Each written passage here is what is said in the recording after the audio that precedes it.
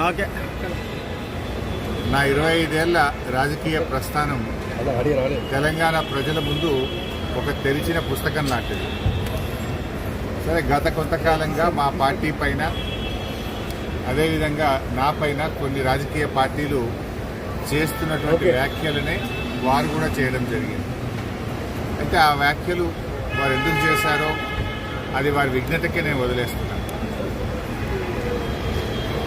కేసీఆర్ గారి నాయకత్వంలో గత 2.5 దశాబ్దాల కాలంగా ఒక క్రమశిక్షణ కలిగిన కార్యకర్తగా రాష్ట్ర సాధనలో, రాష్ట్ర అభివృద్ధిలో నేను చూపిన నిబద్ధత, నా పాత్ర అందరికీ తెలిసినటువంటిది.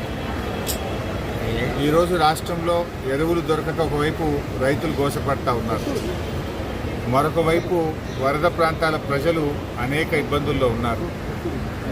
కేసీఆర్ గారు దశాబ్ద కాలం ఎంతో కష్టపడి నిర్మించిన వ్యవస్థలను, ఒక్కొక్క వ్యవస్థను ఉద్దేశపూర్వకంగా